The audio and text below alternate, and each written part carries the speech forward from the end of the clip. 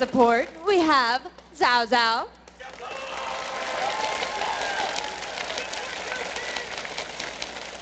And last but not least, at AD carry, it's Kid!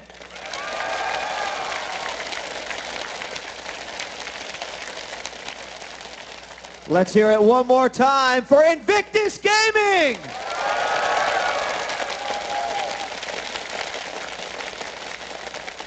And now, starting as the blue team, they won the EU Regionals in a dominant fashion, and they are a favorite to take home the Season 2 championships. Please welcome M5 BenQ!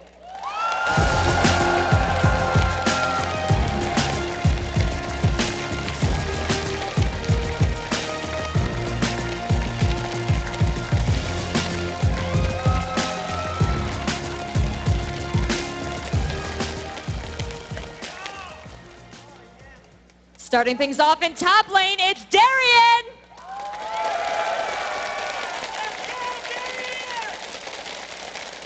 In the jungle for M5, give it up for Diamond Prox!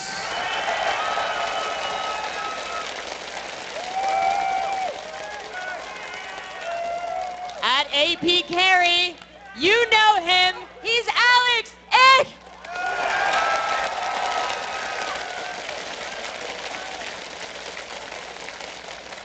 The AD carry, it's Genja!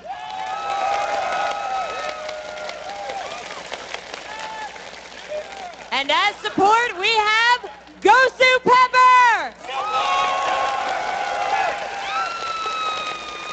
Let's hear it one more time for BenQ M5!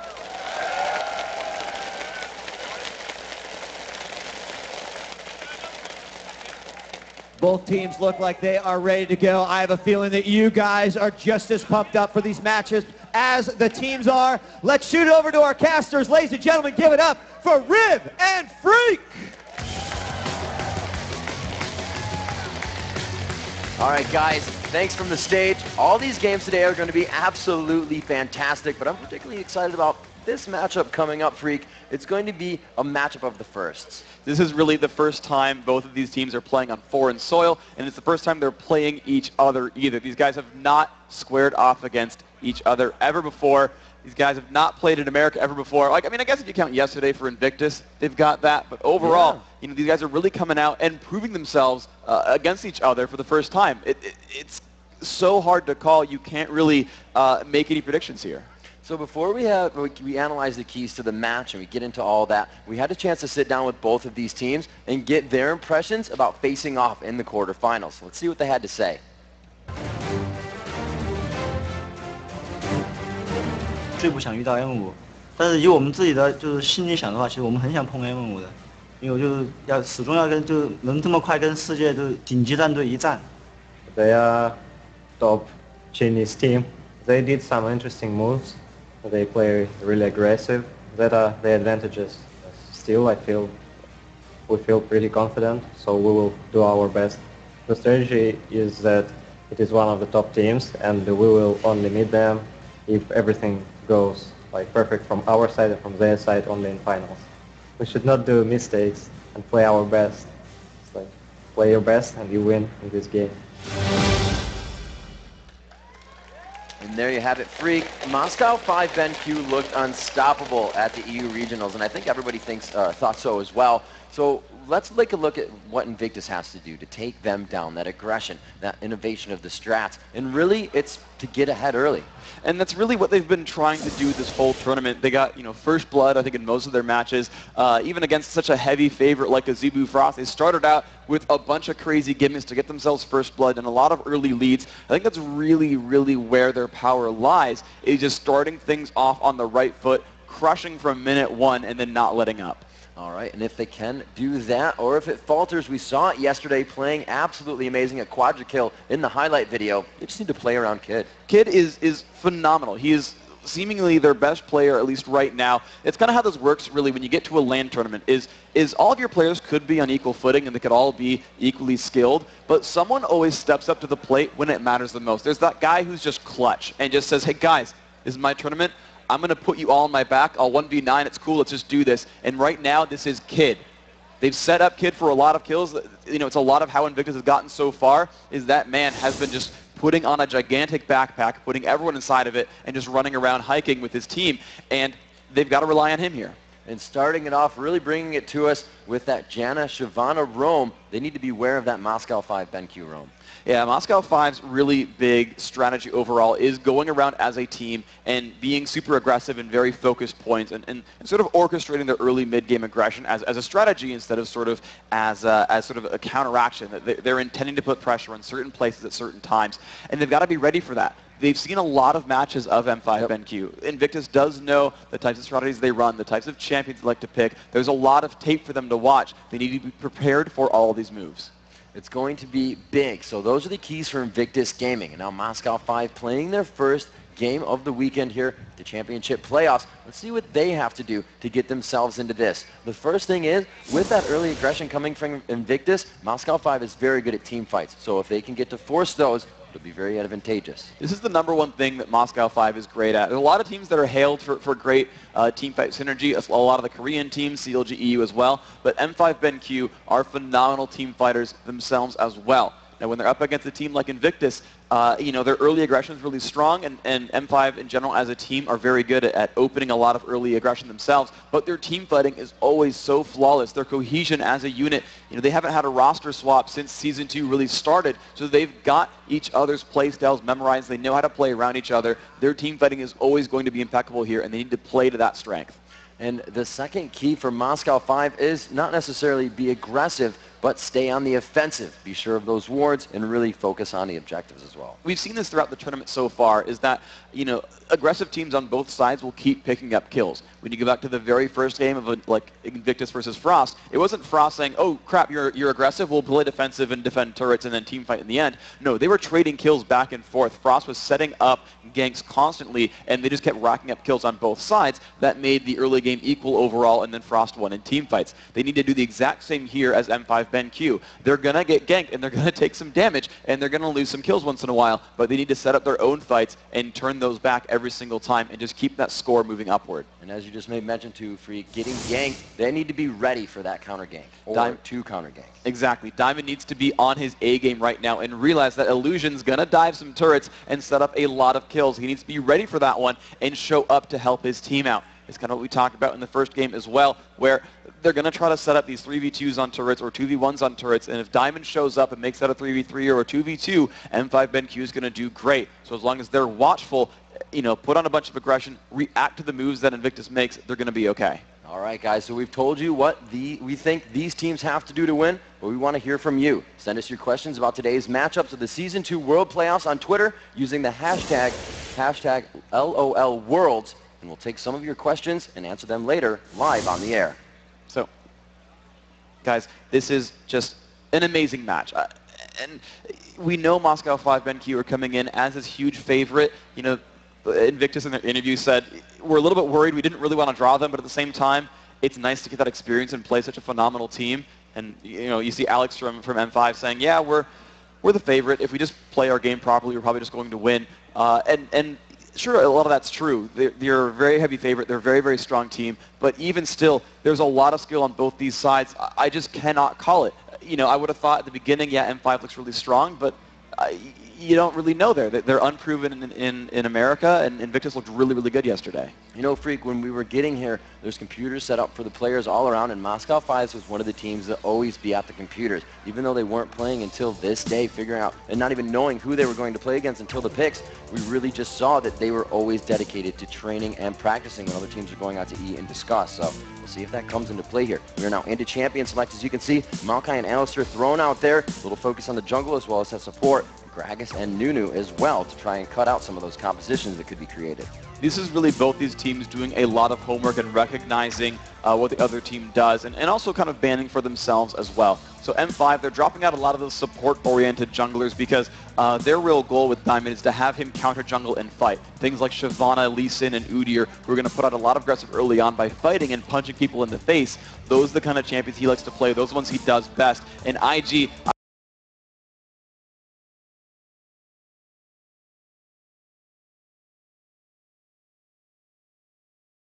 his top 2 supports. They're dropping both those out. The crowd cheering because they know Diamond is famous for that Lee Sin. He's going to be putting out a lot of aggression this game. It does look like he has that pick, so we will see an aggressive game from Moscow 5. You usually see Diamond in the bottom lane quite early with this Lee Sin. If you can see a fast red, they are in the blue team Freak, so that really plays to their advantage. The Shen being picked up, and we've just seen him really wreaking havoc this entire tournament, especially on Mac King.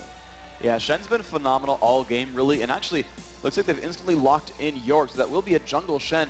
And I'm a little bit surprised by that because, you know, you just referenced Mach Noonan. Yeah, he was playing top lane Shen and being very dominant there. But we've seen more often than not this tournament, actually, Shen's been in the jungle, which is very contrary to what happened like at the North American regionals, where I think he was every single time top lane. So these teams are really choosing different applications for these champions and really creating a lot of different strategies here. Now we're looking at a possible Zyra for the first time in this tournament. And so these teams, you know, right off the bat are bringing out things that we don't normally see in other regions or haven't seen even in this tournament just yet as these guys go through. So to recap some of these picks right here, right, Darian's going to be most likely jungling on Lee Sin. He's very, very mobile, very aggressive, picks up kills a lot, great at fighting. The 2 pickups for Invictus Gaming. Now we've seen Shen a few times. He's a very beefy tank. He's supportive. He teleports around the map to his teammates and provides them shields. So he's very tanky. He makes his teammates tanky. He makes those fights go very well. The Yorick grab is a total just jerk of a laner. He bullies people. And there it is, the crowd cheering. Evelyn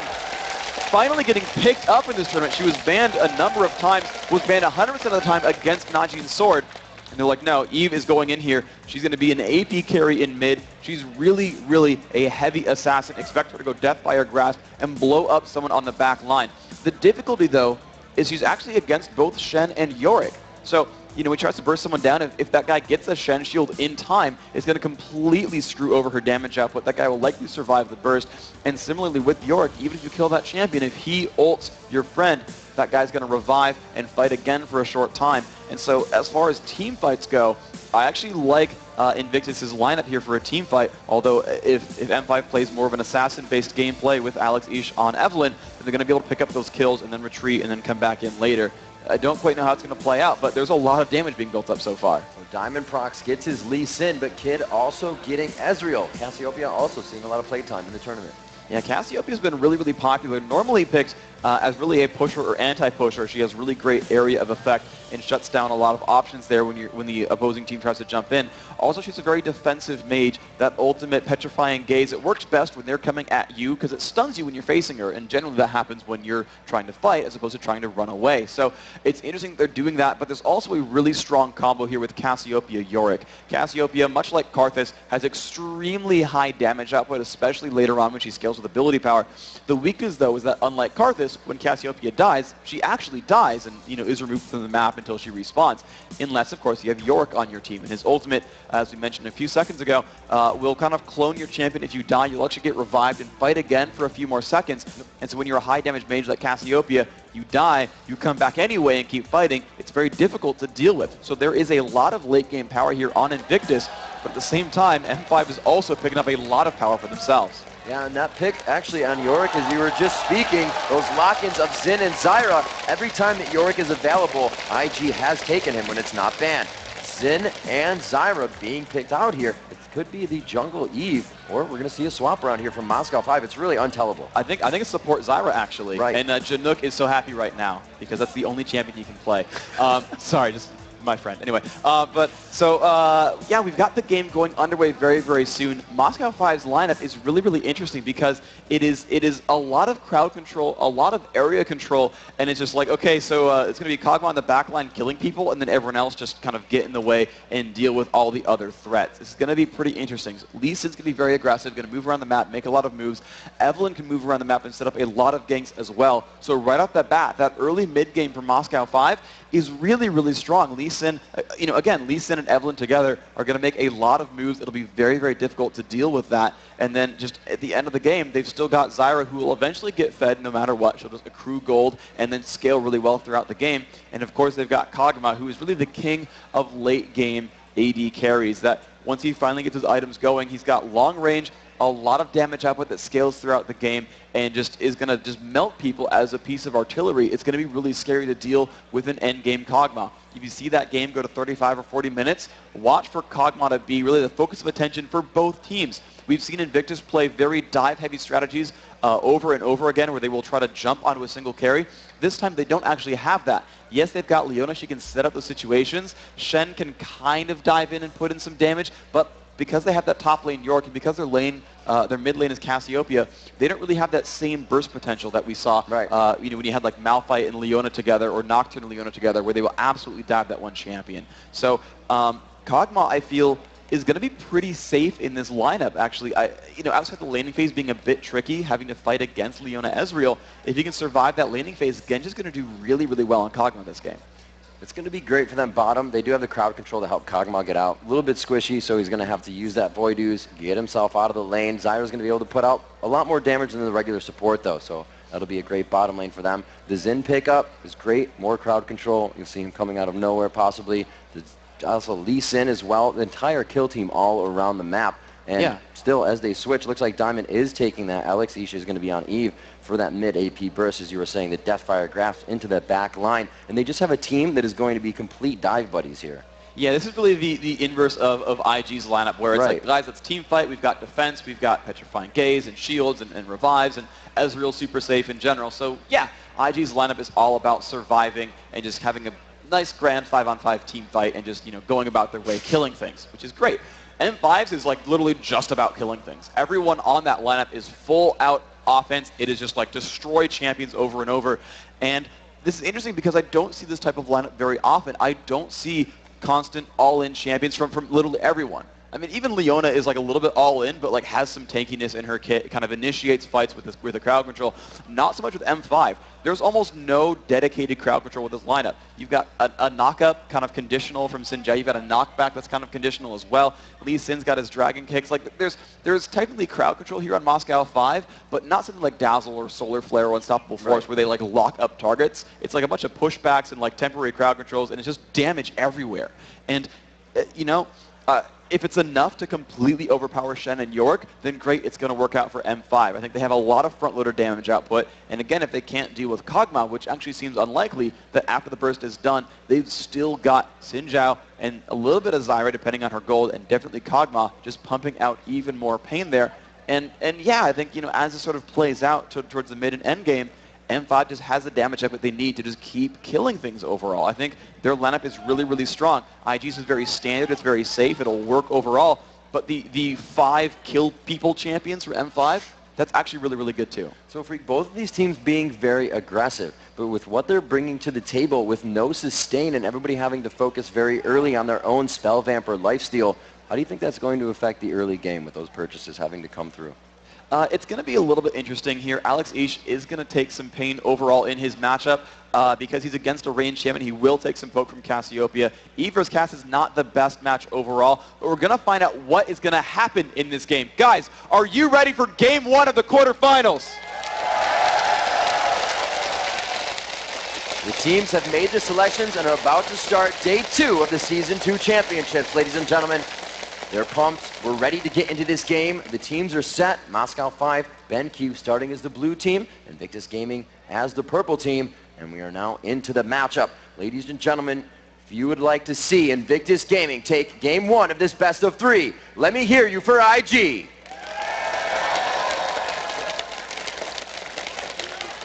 And as we get ourselves into the game, I want to gauge who's a fan here of M5 BenQ. The other teams are poised and ready, as you see on your screen. And we are going to jump into this early game laning phase here, ladies and gentlemen. 30 seconds on the clock. Nobody's really pushing each other out of any jungles. Alex Ish, however, roaming around here. The ward goes down, so they won't get the invade up top. But that's huge vision for Alex. They're going to be able to inform their team about that right away. So let's see what happens here, right? So the ward goes down. It's been pinged. And really, both of these teams are setting up pretty safely on the map. You can see them kind of standing around an early ward there from Invictus, looking for an early invade from M5. But overall, they're just looking and kind of being very, very watchful of invades. No one's grouping up to make any major moves. Now, a minute in, that's when you would see a team probably group up they wanted for an invade. And look at that. With Shen up towards the top, everyone else from IG is actually grouping up near the bottom half of the map. They're moving in down towards this brush. Oh, and another ward comes down. They definitely want to put a bit of pressure down here and really spot out what might be happening. They're warding a lot. They're really, really looking for invades. They kind of went down actually as safety in numbers. I think actually just to put the ward down safely. Looks like Invictus really don't want to go for any kind of a cheeky push, so they're pretty safe. And wow, Alex Each is actually in that brush that was used earlier in that first game against Frost that they kind of jumped over to. So he definitely did his research as well. Yeah, everybody has been watching. We see that Xiao Xiao taking out 6 wards and the potion for himself, so he's really trying to get this early game for his team and not allow them to open that early aggression up. 2 minutes up here. It looks like they may do a switch or just a hard pull for Shen here and teleport down to that bottom lane. However, it looks like they're going to stay. Kid is heading towards that tri-bush, so they do have the swap coming out. And we're going to have Yorick with a blue buff against Kog'Maw in the support Zyra bottom. And this is a strategy they've tried multiple times, and it has always worked. Now, if you look back to the EU Regionals, Kevin actually screwed up this pull, but I think PDD is going to be okay here, just tanking it up, dealing as much damage as possible. Now, he didn't run teleport, though, so he's going to take a little bit of wasted time as he gets himself back into the lane, stuck in a 1-on-2. There's the roam. The flashes go off, and the Zenith Blade just missing by a hair. A very early gank coming from Invictus. This is really, really strong overall from Invictus, though. Okay, the gank didn't really work so well, but that's not the worst thing in the world. What they've got, though, is a really strong 2-on-1 and 1-on-2 lane here. Kid and Xiao Xiao should be able to completely shut down Darien. Xin Zhao does not have tools. He hasn't even learned his first skill yet because he doesn't even know what kind of fight he's going to get into. But he's going to have a very, very tough time in this top lane. Whereas York with the Golem buff, really not the end of the world. Now, it does mean that Genja gets a completely free lane, so they're not going to be able to shut down Kog'Maw. Ezreal and Leona together should be able to put a lot of damage off onto a lane like that. But even still, shutting down Darien is just as important as shutting down Genja, and they're going to be able to do this here. Looks like Darien now still playing aggressive without that flash up top. And they do see that in the jungle. However, here is the counter gank. That point to victory that they need to work on, and they're going to get it right here, but it's a 3v2. There's a lot of crowd control to come in, and they see Darien coming from the backside. So much damage onto Moscow. Fine! First blood going to Illusion with the assists to the AD and support. That was actually pretty unfortunate there, right as Diamond showed up. I think he expected Illusion to be nearby. He was waiting in the background, really timing that. But the thing is, once he's safeguarded over, they just both got hit by Shadow Dash. He was really unable to counterattack the entire time and wasn't able to force Kid to stop swinging. So a lot of damage coming out there. And Illusion, yeah, that first blood really, really good. Now, M5 are making some moves themselves, but you've got to realize that they're actually pushing very, very hard onto PDD and that bottom turret. Genja no longer with turret aggro, should be able to put out a lot of damage. And he's actually swinging for minions instead of the turret, though. It looks like M5 actually not trying for an early turret kill. This actually plays wow, Invictus super pushing top lane. The full minion wave is there, but Leona took too much damage off the bat. I don't think they're going to be able to continue with this. Nice move up by Darien, though. He bought a lot of time, and oh, wow. He got an early red elixir there as well, so he can spike his health back up just in case something tricky happens to him. Again, PDD being pushed out bottom with that blue buff. He's able to help himself. They are 700 gold in the lead from that first blood, and the assists tagged onto that. Illusion returning to his jungle. He has not gone back to buy yet, but he does have a good amount of money under his belt. Right now, the most in the game, 927 gold to himself as the jungler. That's really going to help his presence in lane once he goes through these camps, and then he's really just going to be able to forget about the camps for a little bit and use that time to help out the lanes a lot more. Yeah, I do expect to see these junglers ganking very constantly throughout this game. This plays really to their overall play style. York, though, kind of going back into the jungle, though, kind of unsafe in his lane. I don't know if he spidey sensed Diamond being around, but he did retreat. His mid lane actually is pretty difficult for Alex Each. This is really what happens, though. Like I said, the Cassiopeia, a bit of a counter pick. Diving into the turret, Ignite is on as well. This could be enough. It is! Z-Tai picking up the second kill of the match. And like I said, that lane is a bit of a mismatch there. That Cassiopeia was grabbed, I'm pretty sure, as a counter pick to Evelynn, knowing that melee champions have a very tough time dealing with Cassiopeia. Initiation onto Darien top once again to force him out of lane. No kill there, but he is having such a hard time. Top 12 to PDD's 22, and he's forced to buy that red elixir. The gold just going to situational events that haven't even happened yet. And Illusion is flanking around from the jungle as well. Diamond, once again, he's ready for it. Look at that foresight, and he finds Illusion there coming in on the turret. Here's that counter gank. Once again, a beautiful shot. Leona getting herself out of range of the turret, but Kid is under it. Good micro back and forth, and Diamond is forced out once again. But that was really the move they needed to make, though. Yeah, Diamond took some damage, but it was going to be a 3-on-1 at the turret otherwise. Now, maybe if he didn't get spotted, they could try to force something and let the turret fight the entire time, but even still, not letting those turret dives work against Darien is really advantageous because the minion wave is pushing down a little bit. Darien is going to get a bit more time to farm. He's finally at 16 minions, which isn't the end of the world, though obviously not exactly optimal. He's still going to get to scale up through this game. And one thankful thing about Xin Zhao is that he does scale great with levels, and the fact that he's not getting completely forced out of lane means he will still gain experience and eventually catch up in this game, even if he doesn't quite get a lot of items. Looks like Lee Sin's Diamond Procs is going to be going, pushing mid a little bit. He's going to be going for that Wriggles. They're a little objective focused here, trying to get that armor in. As he sees, there's just so much damage coming from top lane, and that's where he's going to have to help. He does not need to work with bottom lane right now. That Zyra Kog'Maw can push very well. Top lane still pushing. They're almost equal on bottom and top here, just 75% of that push. Kid and Xiao Xiao just looking to go back here. Let's see how much money they have under their belt. It is going to be 1,500 gold right now for Kid. We'll see what he gets. He can get a really good burst of damage coming out of that after his buy. It's likely that he's going to go for Trinity Force, especially that Phage early on. It's one of those items you pick up to try to shut down a lane when you're kind of ahead a little bit, because those extra slows coming out from the item will really help you pick down an opponent. Diamond making a second rotation through the jungle just now, and that's going to be matched, of course, by PDD running after the Golem buff as well. But as they clear out the jungle camps here and try to get their buffs back, expect the junglers to re-aggress here. Diamond with the fresh Blizzard buff, Illusion the same for himself. You're going to see them make their ways back to the side lanes for more damage. Shen once again picking up his red. We'll probably see Illusion top, but the warding now quite heavy. They're going to go down in about 30 seconds in that top lane, so he may be able to walk past those after they go down. They know that Alex is kind of wandering around here, and they start to look very cautiously. They're only going to see him when he gets slightly in range, and we can also see Kid and Xiao Xiao trying to make a move to help out there. Yeah, so Alex is going for the Golem buff right here. He's getting that Golem buff for himself finally. That will allow him to finally start pushing the minion wave out. And now that Evelyn has finally leveled up a bit, she's got rank 4 in Hate Strike. This will, or Hate Spike rather. This will allow her to shove the minions around and then finally start roaming. You really want to hit level 6 first before you ever make these moves as Eve. That gives you all the burst damage you want. But you can see Alex now being pushed down to his turret. He's going to have to just try to last hit here pretty successfully, actually, onto the turret. Get his gold back up. He's still, though, getting zoned by Cassiopeia. Look at that. She denied all 3 ranged minions by saying, if you walk up with this, you're going to take way too much burst. Would be in range for Petrifying Gaze. Alex knew this and had to completely back off and miss minion kills. This lane matchup still very, very difficult. Genja, though, still in that 2-on-1 is not taking any pressure. You can see 69 minions on him, getting a lot of farm, completely ahead of Kid's Ezreal here. It's going to be the Genja show this game because no one else is having a great game yet on Moscow 5. Oh, coming into the bush, Evelyn goes right onto Zatai. Alex, he's forced to run out of that one, but you saw him do half Health Freak, and with that amount of damage, looks like they're going to try to pressure the Dragon here. True Shot Barrage coming down right through. Diamond Procs quickly gets the Dragon, safeguards to a ward and keeps himself alive. Beautifully played there. 9 minutes and 20 seconds in the game.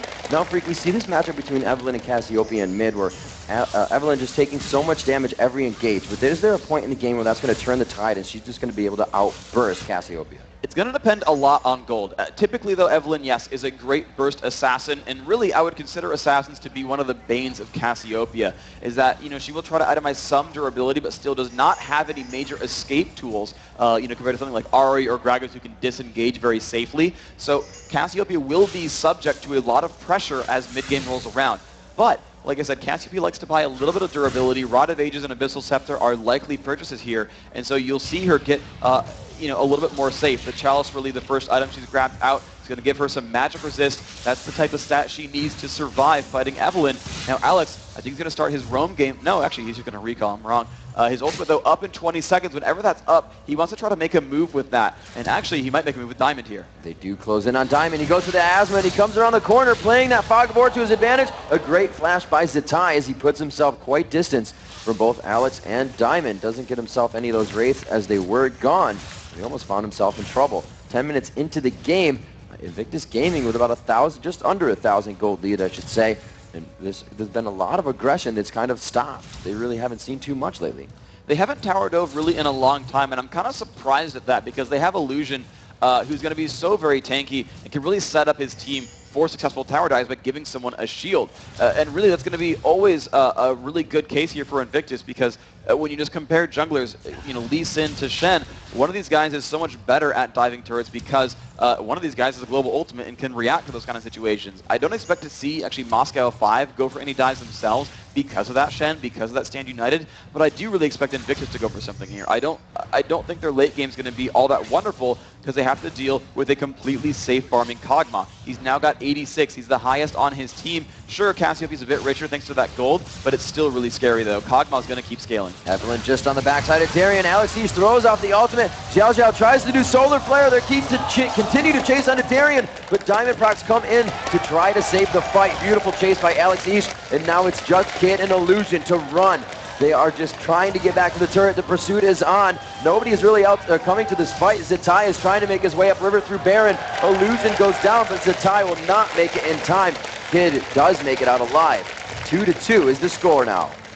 Really nice job. That is exactly the kind of gameplay that M5 BenQ wanted there, was putting their jungler and their mid lane together and getting Alex Ish to roam. He does like to put that pressure on. He is a roaming mid laner, and that is the kind of move he needs to make over and over to get his lanes back in.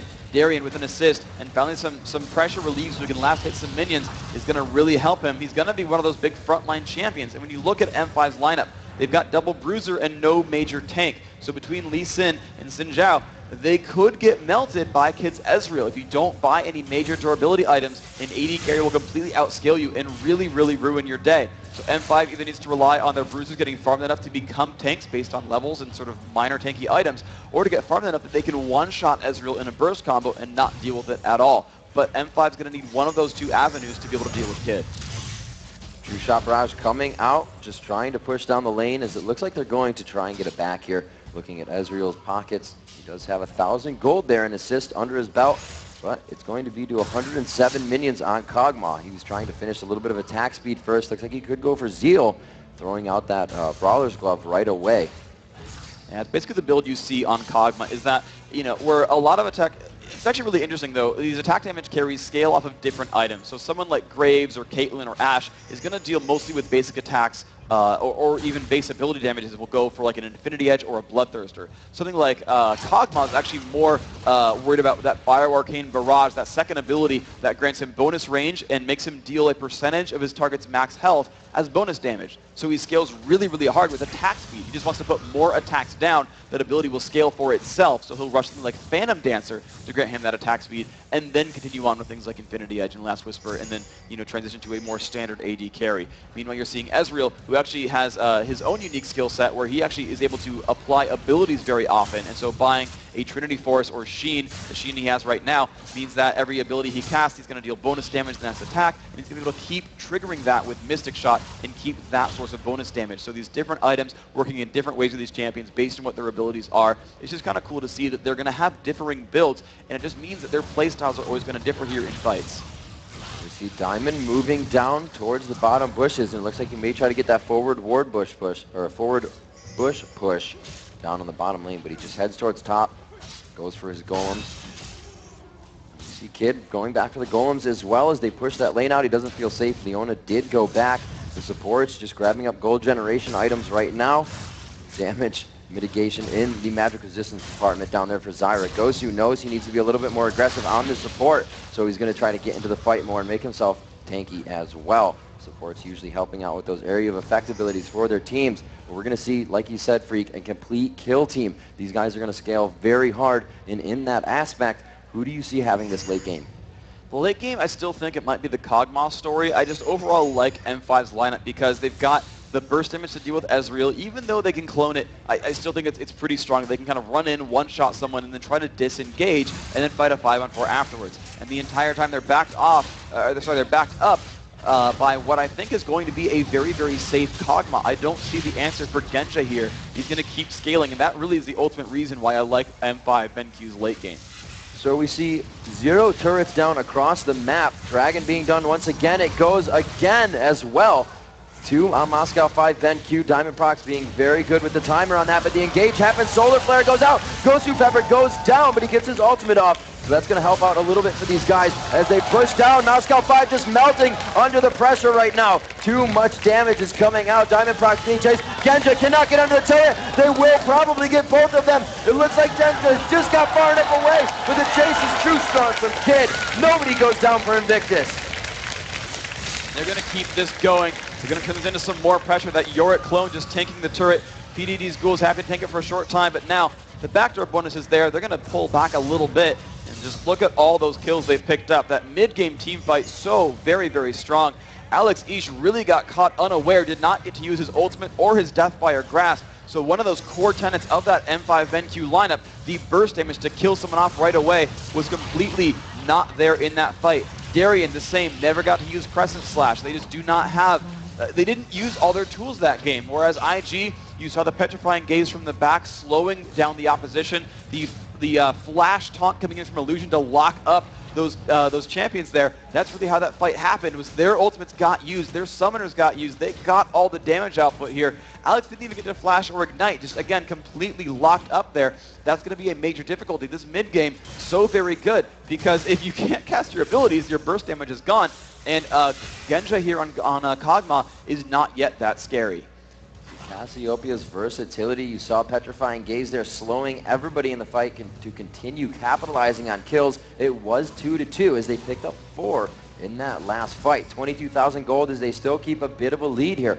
Alex Ish returning to mid lane, making sure nobody is in the wings to take him out, as Zitai will see him within that range.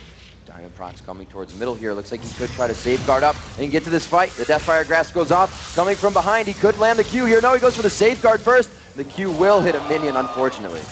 Oh, wow. And that was them getting a little bit too tricky for themselves. They knew Cassiopeia had Petrifying Gaze up. You kept seeing them like go in, then turn around, and he was like, nah, you're just going to juke yourselves. I'll just run away. Thanks. Yeah, that unfortunate Resonating Strike was, sorry, the Sonic Wave really was pretty unfortunate there. But even still, I just like the cute moves there. Zenith over the wall, True Shot Barrage, but Kid, they're focusing Gosu. It's just going to leave Genja to throw out all the damage. He is more than happy to do that. Going down into the red buff as well. Diamond Prox looks like he could have a takedown on PDD here with the help of Darien. They will focus down. Yorick ulti is up again. They're able to chase one out, but it looks like they will pick up the kill there as well. And they go 1 for 1 across the map. Oh, again, the pressure at the top lane, though. Shosho going to get crushed down. Nice gank by Alex Ish, making that one happen. That's the kind of gameplay, again, that M5 BenQ needs. And the cool thing as well is, again, Alex Ish is against the Cassiopeia in the mid lane. As long as he makes one good move and is able to dodge the Petrifying Gaze ultimate, they can just gank from within the lane. He can happily just run in, Deathfire Grasp into ultimate, let Diamond just show up as well. And as long as he actually lands the Sonic Wave, he's going to be really, really good here. Yeah, Alex not having fun in the early part of this game, as we mentioned, being flashed, ignited, and hit under his turret, Cassiopeia Poison and Ignite, taking him out, very roughed out of lane. So he's making this work for himself. He's controlling the ganks, going all the way around the lanes. You can see the pink ward in lane actually is Zitai, just does not want any trouble from Alex Ish.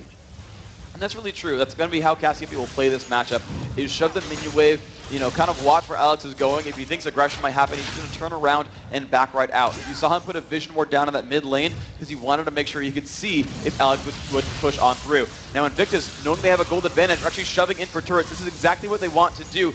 They know they're ahead. They need to push some objectives and really make this mid game their own. They're really timing all these waves perfectly, getting to the tower as soon as they're getting a wave. There's no stalemate time to give Moscow 5 BenQ their time to transfer over to mid. So they continuously get turret damage down without really taking any themselves.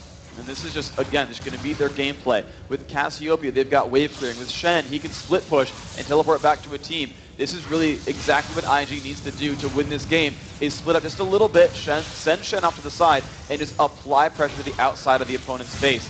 Now, they've gotten one turret so far, but they're going to go for that number 2. Shen, of course, going for that third up top. This is working perfectly for IG.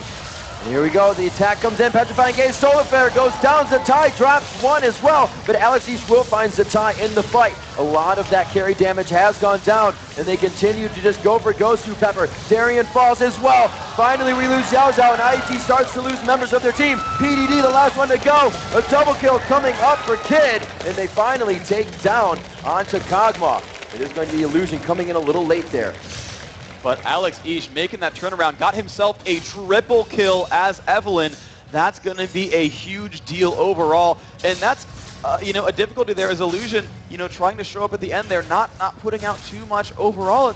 And it was basically saying, hey guys, you know, you can only focus so many champions. Because they have Yorick and Shen, who aren't huge damage dealers, all that pain is going to come out in burst. first of all. And then as far as persistent damage goes, it's just Cassiopeia and just Ezreal. And they were focused on killing Gozu Pepper, killing Genja, killing Diamond, and killing Darien. And Alex was left alone to fight the entire time. Let's take a look at a replay of that last fight, because it was neck and neck 4-4 when we see just what happened. So the initiative comes off, Cassiopeia with a lot of poke, and they're going to try to get the initiation. You're going to see there's the jump. They go immediately, but look at that perfect petrifying gaze. The burst just everywhere. Look at all the damage being dealt.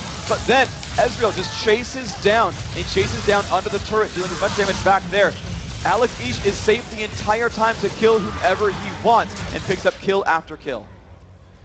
Now as they move to Dragon here, as we're back to live, it looks like Invictus may be able to take their first Dragon here. They have been 3. Diamond Prox waiting on the wing to get in there and smite this out. Who will be able to grab their Diamond? Diamond Prox grabs it out! Can they win the fight? They lost a lot of HP on the focus there. Alex Ish on a rampage as he drops PDT, and it looks like they will be able to melt a few members here of Invictus Gaming. Diamond is still alive somehow. Puts on the shield. Can they get these last 2 with a sliver of health and an ace and the Dragon Steal when they lose 3? That is M5 making the team fights happen. When you just look at that coordination, despite not really having most of their ultimates back there, it just did not quite matter. Gozu Pepper dropped, unable to cast Stranglethorns due to the cooldown, even though the Solar Flare was up, that shorter cooldown, pretty useful when you fight all the time, but even still, it did not matter. They instantly dropped down PDD's Yorick. Yeah, he got to put that ghoul out, but just not quite as strong overall. Great overall play here. M5 really putting themselves in a great place now. Finally picking up their own turret kill. Now 3-0 on Dragons. That is the only reason they have this gold lead here. There's 14-14 with a turret deficit and a lot of minions on a lot of champions, but they've got that Dragon pressure, that objective right there, really keeping M5 in this. Freak, this is such a crazy game. 1-1, 2-2, 6-2, 14-14, handfuls of kills at a time. We're not really even seeing turret dives anymore. These are full-on team fights from 15 minutes on, and these teams are just racking up the kills. Some in favor of Invictus. Now an ace coming in for Moscow 5 NQ, but 3 of their members going down. Yes, they continue to get Dragon, and that is going to help them, but these fights have really not been absolutely definitive. That was an ace, but Alex Ish was just really unfocused the entire time, so it could go completely different if that happens with him going down first.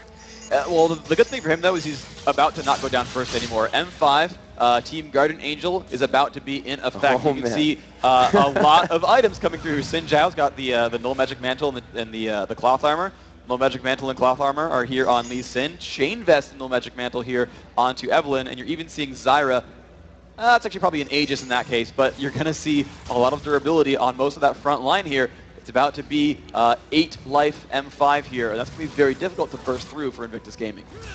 Diamond seeing one. They make it antsy here. They find Kid, but they're going for Zhao Zhao. A lot of damage onto Leona. She throws down her shield. Looks like she could go down. Trying to Zenith Blade out. Solar Flare. She helps her team continue to get there. A great ultimate by Gozu keeps them from really getting into the fight, and they don't have vision past that bush. The ward in the bush for Moscow 5 NQ playing huge dividends here. Now they're just kind of messing around with the raid camp. Diamond says, I can't hit anybody. I'm still going to get experience in the situation. Alex Ish from behind flashes out to take some cooldowns, and here comes Darien, just trying to man mode the entire team. He does get taken down finally, but it is Moscow 5 still in this fight, pursuing kills. Zatai coming up very big with a triple kill now. Zatai finding it, but he is going to go down to Genja. Now it's Gozu Pepper on the chase. Kid will pursue. If his shift is up, he will find this kill. The arcane shift hits. He does not. Yes, he does find the last hit required. 19-17. 5 kills for one, 3 for the other. Like I said, just in handfuls. And this is just going back and forth over and over again. It looked like M5 got a little bit greedy there. They got that free kill onto Leona, which was nice, opening up a 5-on-4. But the problem is, the fights really depend on how good is Petrifying Gaze going to be. That's really turning these battles. Her ultimate is so feast or famine. If she stuns multiple targets, you're going to see M5 drop off really, really fast. And look at that build. It's so aggressive. Went Sorcerer Shoes, got the Abyssal, but then went for a Death Cap. You see sometimes these Cassiopeia players will go for Spell Vamp. They'll go for some durability, Rod of Ages. Not the case. It's all damage output all the time. Let's see that last fight go down. It was so close. Who's the big player? Let's find out right now.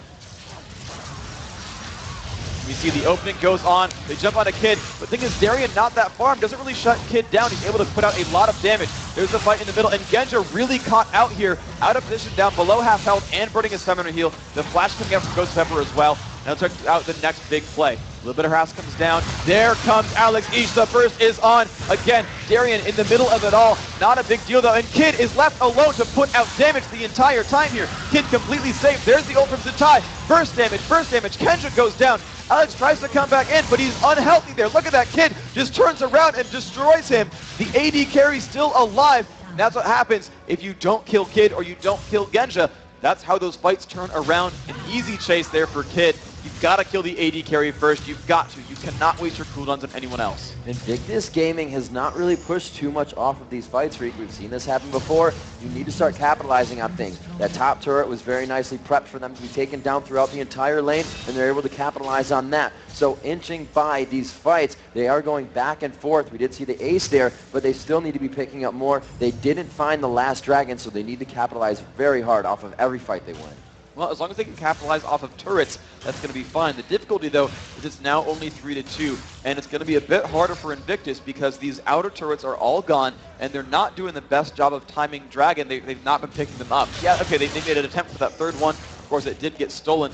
They need to keep the pressure on these objectives and really turn these fights into something special. Because as we've seen this game, the fights are going back and forth. The gold basically equal. The fights are really determined by Zatai's ultimate and how coordinated the teams are, if anyone gets caught, if anyone lands skill shots or not. So, you know, the only way to cement yourself into the lead is actually by making some really big moves and snowballing yourselves ahead so that your gold can cover any mistakes you might make. You know, no, go for it. No, you said that this game is so close, and I think statistically close throughout the entire tournament. At 28 minutes in the game, this is the closest we've had the gold and the kills. This game is still anybody's matchup. The fight's about to start again. Initiation comes in from Darien. Good job, Kid. Almost. Oh, he does get taken down. He doesn't even get a chance to attack. Zatai falling to Moscow 5 then Q. Alex Ish coming up very big, but it's Diamond Prox with the double kill. The chase onto PDD is just too strong, and this completely spells Baron at 29 minutes for Moscow 5 then Q. That M5 initiation combo, man, it worked this time. They completely eviscerated Kid's Ezreal, and there was no damage left to support the team the rest of the way through. M5 with complete map control. Illusion's not even going to try to steal away Baron Nashor. There's that objective you want to get after winning a team fight. M5 finally winning a battle convincingly enough they could move on and get something else. They've finally got themselves a bit of a gold lead. They've got map control. Expect to see at least a turret fall down pretty soon. Impeccable timing though on Dragon means they're going to go for that one first, but they still do have time, and Baron buff really, over these next 3.5 minutes to push down another turret and kind of put that advantage back in their favor as well. The fourth dragon of the game, just adding to the pockets of Moscow 5 Ben Q. The richest person in the game right now is going to be Genja on Kog'Maw, but right behind him by 100 gold. They're both at 11,000, 10,000 right now for Zatai, so you can just see how far ahead they are. These guys really banking it for themselves, and the kills going across the board for them. 8 kills for Genja, 8 kills for Alex Ish. They almost have the same exact score. 4 kills coming in for Diamond Prox as well. Darien had a very hard game top, but he's got 14 assists, so he is participating in every fight still. This is really smart though for Darien, as he went like pretty much a full tank build, knowing that not only is he kind of one of the major frontline forces here, and realizing that again, it's double bruiser, you don't have like an Alistar or a Shen to play the main tank, so someone needs to man up and just be a beefy wall in front, and that guy is Darien here, and thankfully, you know, tank items are pretty efficient there, so he kind of just bought up some durability and was like, you know what, I don't have a lot of damage output necessarily, but I am going to be a really big factor in this game regardless. I have initiation, I have base damages, I have crowd control. You know, come at me, bro. Kid, you're going to be dying a lot in these fights. Now, Freak, Zin's build is going to be tanky anyways during that top lane phase, but if he would have had an easier lane, would there be more damage in his build, or did he build accordingly for that? There'd be a little bit more just because he'd be a little bit higher level. He'd have more gold to spend overall on items. I think he still needed to realize that someone has to play the role of tank, right. and because you've got a more consistent sort of source of gold being a top laner, that it's a little bit easier to build your top laner as the tank. If you know, because again, neither of them are dedicated tanks by their own right. They've got to cover that with items, and the best way to cover that with items is to have the gold to spend and actually buy those pieces of equipment. So Darien really performing that role. I think from Championship, they knew that was his role, but thankfully, you know, his fates have finally turned around a little bit. They're actually doing a better job in fights. He's getting the gold to supply these items. If Darien had kept getting shut down, if none of these fights went well for M5, he would be so squishy this game. You see Invictus gaming in their own jungle now. Looks like they're trying to head towards top, just going where they saw the last vision of Moscow 5. With that Baron and Dragon down, it's really all up to just that fog of war fight. Who's going to catch who off guard? Right now, Invictus only has the defensive wards. All the wards for Moscow 5 NQ are offensive. Behind Baron, in Invictus's Tribush, as well as one just went down at Wraiths, but they're in the bottom of the map as well. They're trying to give themselves that advantage here. 30 minutes into the game, they've broken that score. They've broken that close gold. It's now 49,000 to 44,000, and the turrets are even. Moscow 5, we're now seeing Diamond and Darien staying together in a little bit of a pushing crew here. We'll see how this affects the split push. Well, it's going to be, I don't really care, really. M5 can just keep pushing on forward. There's a little bit of wave clearing from Cassiopeia. It will make it a little bit difficult, but even still, M5 is the dive crew. They can just go in on a turret and probably come out in pretty good shape. Now, it's only a 4,000 gold difference, but it's still going to be a 5-on-4 to start. They'll get the shield from Illusion. That's pretty strong, but that doesn't mean everything. They can still get a bunch of kills before he's there to lend crowd control. It's a 3-second channel, that teleport. So in the first 3 seconds, if they kill everyone else on the lineup, it doesn't matter if he shows up. Going right under the turret, there's the dive in, trying to blow some cooldowns. They blow Stand United. Alex East in the back. He's able to drop Satai and flash out of that one alive. The Gosu ultimate is going to knock all of them up, and there's just way too much crowd control for them to answer back. Moscow 5 wiping him out. 2 left for Invictus Gaming. Illusion may go down under the turret. Kid is forced to just keep distance right now. He makes it onto the fountain, but Kid gets dove. Oh, Darien goes down from the fountain laser, and it looks like they are forced out, Freak, but inhibitor turrets are going to get the damage in before they make it. Yeah, they're going to get hurt a little bit, but it's still a 4 versus 2. Darien channeling his Ender Mach Noon, diving at the base turret right there. And they would have liked to have that, but it's going to be GG anyway. Congratulations, M5 winning game 1 of the quarterfinals. Invictus needs to find something to come back for game 2. Moscow 5 a little on their heels in the beginning, but they just played their game. They continued to gank over and over. Diamond Prox definitely countered the ganks beautifully. He was always top when you saw Illusion there. And that's really what it takes, though. You've got to be aggressive as that team and reactive at the same time. That relying on counter ganks was so impeccable there. And Invictus knew that top lane was like a free win if they could get those ganks going. They knew they could kill Darien. They knew they could set up for that. And, you know, they forced his flash very early on. They put a lot of pressure on that top lane. They kept pulling Illusion over there to deal with him. And I think that was the right play. It's hard to gank for Yorick. It's a little bit hard to gank for Cassiopeia because Alex was playing very safe in the background, and so it made a lot of sense that they would combo in onto Leona and try to put a lot of pressure down there and deal some damage. So I think their gank choices from Invictus made sense, but the reactions from Moscow 5 were perfect. I think they read the team and realized, well, of course they're gonna camp Xin Zhao. He's got no natural escapes. They're comboing with Leona. They've got Shen. They're of course gonna tower dive, and you saw Diamond was so aware of what that team was up to. Aside from that level 1 gank off of Blizzard buff, he was there for every single gank, every single time. Perfect play from Diamond. And we're going to see a replay of that game-winning push and how much damage M5 really has. And we have just the fact that this game was really going to be scaling into late game for these guys. They played it in that mentality as well. Xin was top, having a completely hard time, but knowing, like you said, if he built tanky, he would still be able to farm. He kept himself at 141, only 40 CS behind PDD bottom, who was continuously given blue buff, actually just the one time, and then to the mid. You had Alex Ishin mid having a completely hard time, and then we talked about how it was going to be a burst game after that and how Cass falls behind. So that mentality, almost like Counter Logic Europe, is that we just kind of want to not avoid team fights, so it's a little different than Europe, but not get into them this early because we're not scaled to that point yet. So now we have a replay of one of those aces from the game. All right, and as things start off, right, you see Kid down in the back with a jump on. Just so much damage being dealt on a PDD. This is the one, though, where Kid has a really good time with this overall. Zatai picking up a lot, the damage coming out, and again, it's just the AD carry getting dropped off the map, and that meant everything here. That burst coming from M5 not landing on the right targets just means that Kid over and over and over again is going to just find enemy champions just kind of exposed and able to be killed. Kid finding that last kill the ace picked up. Again, M5, that you saw them make the correct decisions later on. They finally killed the right targets first. Their initial combos were not put on as a tie or Kid. You saw that fight go sour for them. The rest of them, I think they fought them much more successfully. Well done by them. Yeah, they really played well with Kid on Ezreal, but it just was not enough for them to get through that game. Now they are coming into a second one, and we know that Moscow 5 is just continuously strong right off the bat, even cold on their first game of the day, Freak. Well, sure, both these teams coming out their first games of the day at the very least, but of course Invictus, yeah, they did have yesterday to kind of play a few warm-up games and fight some of the top competition. But these guys have warm-up computers. They've been scrimming a lot. We saw a lot of them playing actually before the tournament even started on Wednesday over here. And these guys are pretty much warmed up. They are good to go. They know their strategies. They know their opponents. I'm impressed really by M5's overall confidence, kind of picking Evelyn blindly and saying, counterpick me, I dare you. And it did work out. We're going to see actually just how dominant that Eve was. We've got a replay of that last push. You're going to see just what kind of plays Alex Ish makes. You can see they're just poking out on the outside of the turret. Genja putting out some pressure with his ultimate. The ultimate goes on. There's the push on the PDD. He gets the shield, but they don't care about the shielding PDD. They care about killing opposite tie right away.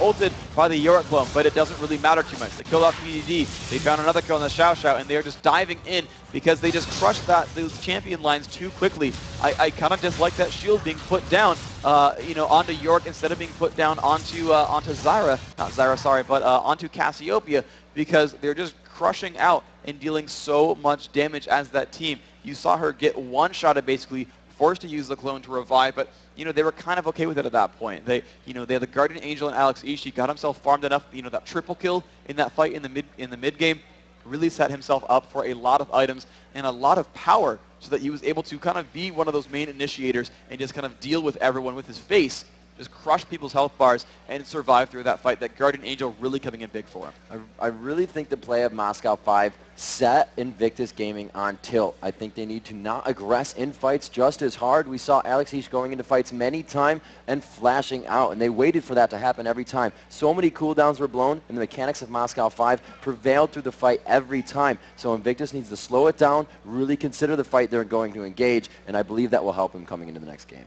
Yeah, they've got to make sure that they are actually going for the right targets. The one thing about heavy assassins with great initiation is that when they get enough durability to survive counterattack, that's how assassins kind of work. They all in, they pick up a target, and then typically the team needs to collapse back onto them and kill them off. Alex had an amazing mid-game and got a Guardian Angel. That option was no longer available. Once again, that lineup from IG cannot pick off the back line. Genja was safe as well. Yeah. Alex couldn't get taken down to the front line. There was really no recourse for them. There's nothing else for them to kill in that matchup. So it's either don't let Alex get that GA on an assassin, or get a team that can shut down Genja. Because when they actually went for him and they were able to reach him because he overextended, he did die right away. So we're going to see if IG has what it takes to bring Game 2. We will be right back after these quick messages with Game 2 of M5 BenQ versus Invictus Gaming.